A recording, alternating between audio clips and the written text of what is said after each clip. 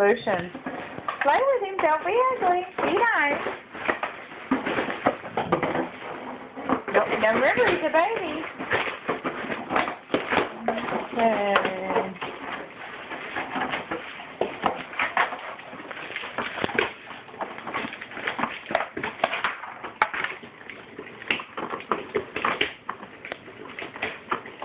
We do have other toys here, but they prefer to play with boxes and gallon containers.